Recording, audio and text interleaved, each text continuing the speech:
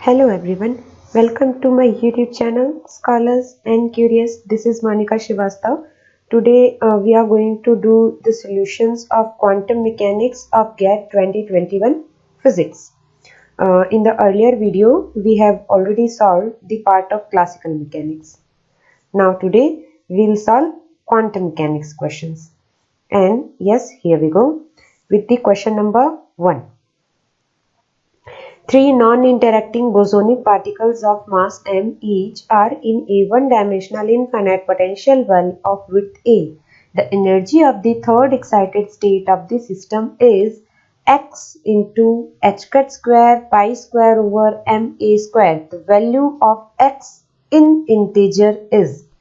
तो सबसे पहले तो एक क्वेश्चन क्या बोल रहा है वो देख लेते हैं। तीन नॉन इंटरेक्टिंग बोसोनिक पार्टिकल्स हैं जिनका मास m है, one dimensional infinite potential well में है जिसकी विड्थ a है। हमें थर्ड एक्साइटेड स्टेट की एनर्जी बतानी है इस सिस्टम की। बहुत इजी क्वेश्चन था और इसका बहुत इजी सॉल्यूशन भी है। तो देखिए यहाँ देखिए, जब हम बात कर रहे हैं ग्राउंड स्टेट की, तो क्योंकि बोसोनिक पार्टिकल्स हैं, ओके, स्पिन हमको गिवन नहीं है, तो हम क्या करेंगे, तीनों पार्टिकल्स एक ही स्टेट में रह सकते हैं, बोसोनिक पार्टिकल्स है तो ये ग्राउंड स्टेट हो गई। अब हम बात करते हैं फर्स्ट एक्साइटेड स्टेट की। फर्स्ट एक्साइटेड स्टेट में एक पार्टिकल E2 एनर्जी स्टेट में चला जाएगा। सेकंड एक्साइटेड स्टेट में क्या होगा, दो पार्टिकल चले जाएंगे E2 में, और थर्ड में क्या होगा, तीनों पार्टिकल्स यहां से उठ के E2 स्टेट में चले जाएंगे। तो ये हो गई आपकी थर्ड एक्साइटेड स्टेट। तो इसकी एनर्जी बना लीजिए। तो 3 पार्टिकल्स हैं तो 3 इंटू, और थर्ड एक्साइटेड स्टेट की एनर्जी क्या होती है 1D पोटेंशियल वेल में, तो 2 square pi square H cut square by 2ma square हो जाएगा। यानी यहाँ से आ गया 12 pi square H cut square over 2ma square. तो एनर्जी क्या हो गई 6 pi square H cut square by ma square. हमें इस यूनिट में ही निकालना था, तो ये रहा हमारा, और x की वैल्यू यहाँ से हम कंपेयर करेंगे तो क्या आ जाएगी 6। तो इस क्वेश्चन का आंसर था 6। Moving ahead, question number 2 is on your screen. Consider a spin s equals to h cut by 2 particle in the state ket of phi equals to 1 by 3 2 plus iota 2. The probability that a measurement finds the state with sx equals to plus h cut by 2 is, and there are 4 options. तो इस question को कैसे करना है देख लीजिए। हमें cat of phi यानी फंक्शन की वैल्यू दे रखी है। अब हम सबसे पहले ये चेक कर लेते हैं कि ये स्टेट नॉर्मलाइज है कि नहीं है। तो स्टेट नॉर्मलाइज है वो कैसे चेक करेंगे, वो आई गेस आप लोगों को पता ही है।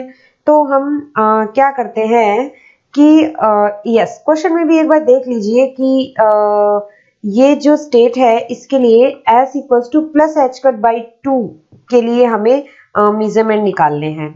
ओके, तो प्लस एच कट बाई 2 देखेंगे हम। फाई को क्या लिख सकते हैं, एस एक्स मेजरमेंट में C1 up state of x and down state of x। तो ये आपको याद रखना है कि अप स्टेट ऑफ x क्या होती है और डाउन स्टेट ऑफ x क्या होती है। तो अप स्टेट ऑफ x होती है when we are considering the spin state 1 by under root 2 1 1 and the down state is 1 by under root 2 1 minus 1। सिर्फ इतना ही याद रखना था। तो आप जस्ट वैल्यूज पुट कर दीजिए, आपके पास C1 की वैल्यू आ जाएगी 1 by 3 under root 2 4 plus iota, और हमें C plus H cut by 2 के लिए निकालना है। तो हमें क्या करना है, सिंपली C1 का मोड का स्क्वायर ही करना है। तो जब आप स्क्वायर करेंगे तो you will get the value 17 by 18। That means option number 4 is the right one. Moving ahead, question number 3। एक चीज नोटिस करने वाली ये थी कि गेट 2021 में क्वांटम मैकेनिक्स से एमएसक्यू टाइप कोई क्वेश्चन नहीं था, means multiple select question type. क्योंकि जो गेट 2021 का पैटर्न था, पहली बार ऐसा हुआ था जब हमें एमएसक्यूज भी दिए गए थे, अदरवाइज एमसीक्यूज और एनईटी टाइप क्वेश्चन ही होते थे। बट क्वांटम मैकेनिक्स के पोर्शन से एक भी क्वेश्चन एमएसक्यू टाइप नहीं था। चलिए करते हैं question number 3। Consider a particle in a one-dimensional infinite potential well with its walls at x equals to 0 and x equals to L. The system is perturbed as shown in the figure. The figure is given x equal to 0 से L तक है, और perturbation में क्या किया है, perturbation में इस well को यहाँ से यहाँ तक डिस्टॉर्ट कर दिया गया है up to VL equals to V0 तक। और हमें बताना है the first order correction to the energy eigen value and there are 4 options। तो जब हमने ये क्वेश्चन पहले भी किया है, कब, जब मेमोरी बेस्ड क्वेश्चन का जो मैंने वीडियो डाला था वहां पे मैंने ये क्वेश्चन दो तरीके से करवाया है, ट्रिक से भी करवाया है और मेथड से भी करवाया है। तो एक बार हम फिर से इसका सोल्यूशन देखते हैं। At x equals to 0 v क्या है, 0 है। देखिए आप, जब x की वैल्यू 0 है तो यहाँ से v 0 की वैल्यू भी 0 है। जब x की वैल्यू l है तो v 0 की वैल्यू क्या है, vl है। ठीक है, तो vl कितना है, v0। ठीक है, अब हम क्या करेंगे, स्ट्रेट लाइन का इक्वेशन निकालेंगे y और x एक्सिस के लिए। देखिए ये आपका x एक्सिस है और ये आपका y एक्सिस है। ठीक है, मान लीजिए ये आपका सेंटर पॉइंट है। ठीक है, तो जब आप यहाँ पे इस पॉइंट की क्या है कोऑर्डिनेट्स, 0 एंड 0। ठीक है, जबकि इस पॉइंट्स के कोऑर्डिनेट्स क्या है, l एंड 0। ठीक है, यहाँ पे जो पॉइंट है ये वाला, इसके कोऑर्डिनेट्स हैं l एंड 0। और अगर आप यहाँ पे एक पॉइंट माने तो उसके कोऑर्डिनेट्स क्या हो जाएंगे, ये यहाँ से यहाँ तक l डिस्टेंस पर है तो l, और y कोऑर्डिनेट क्या हो जाएगा इसका, y हो जाएगा v0। ठीक है, तो ये हो जाएंगे इसके कोऑर्डिनेट। हमें निकालनी है स्ट्रेट लाइन की इक्वेशन, इस वाली लाइन की इक्वेशन। तो देखिए स्ट्रेट लाइन की इक्वेशन कैसे बनती है, y2 माइनस y1, या ऐसे कहें y minus y1 equals to y2 minus y1 upon x2 minus x1 upon x minus x1। तो आप सभी वैल्यूज पुट कर दीजिए, तो यहां से आपको v की वैल्यू मिलेगी v0 x बाई l। हमें निकालना है फर्स्ट ऑर्डर एनर्जी करेक्शन। तो फर्स्ट ऑर्डर एनर्जी करेक्शन का फॉर्मूला आपको याद होना चाहिए, जो कि है E11 equals to integral n star x v n x dx। n x जो है वो इतना होता है √2/l sin n pi x by l के लिए। तो जस्ट आपको वैल्यू पुट करनी है और इंटीग्रल करना है step by step. I have solved here. आप देख सकते हैं, अगर कहीं कुछ नहीं समझ में आएगा तो आप कमेंट जरूर करिएगा। इस तरह से जब आप इसे सॉल्व करेंगे तो आपको फर्स्ट ऑर्डर एनर्जी करेक्शन जो मिलेगा उसकी वैल्यू होगी v0/2। तो जो हमारा इस क्वेश्चन के लिए राइट ऑप्शन है वो है option number 2, v0/2। Moving ahead to question number 4, that is consider a state described by psi xt equals to psi 2 xt plus psi 4 xt, where psi 2 xt and psi 4 xt are respectively the second and fourth normalized harmonic oscillator wave functions, and omega is the angular frequency of the harmonic oscillator. The wave function psi at x t equals to 0 will be orthogonal to psi xt at time t equal to, and there are 4 options. ये question भी easy ही था, इसे देख लेते हैं कैसे करना है। इस क्वेश्चन को करने का एक ट्रिक भी होता है जो मैंने उस वीडियो में बताया था, जो हमने की है। Okay, I will give the link of that video in the description box. आप वहां पे इनके सॉल्यूशंस जो मैंने ट्रिक से भी बताए हैं वो भी आप देख सकते हैं। तो ये मेथड है, यहाँ हम मेथड से ही सॉल्व करेंगे। psi xt इक्वल्स टू 0 हमें गिवन है equals to psi 2 xt equals to 0 plus psi 4 xt equals to 0, यानी कि हम इसको शॉर्ट में ऐसे लिख सकते हैं ket of psi equals to ket of 2 plus, यानी second state plus ket of fourth state. अब हम इसको जब नॉर्मलाइज करके लिखेंगे तो जो नॉर्मलाइज स्टेट होगी वो क्या होगी, 1/√2 ket of 2 plus ket of 4। After time t हमें इसका वेव फंक्शन लिखना है। तो after time t wave function लिखने का ये तरीका होता है, psi xt इक्वल्स टू 1/√2 है तो वो आ गया। सेकंड स्टेट के लिए आपको लिखना है exponential minus eta e2t/h cut, और फोर्थ स्टेट के लिए आपको लिखना है exponential minus iota e4t/h cut.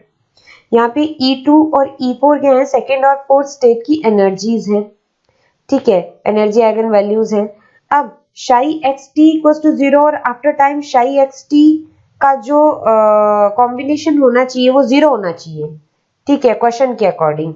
तो हम वैल्यूज पुट कर देंगे। हमारे पास psi x at t equals to 0 भी है, psi x at t after time t भी है, और जब हम इसको सॉल्व करवाएंगे तो हम इस तरह से कुछ वैल्यू को 0 के इक्वल करेंगे और यहाँ से एक्सपोनेंशियल इधर आ जाएगा इक्वल वाला।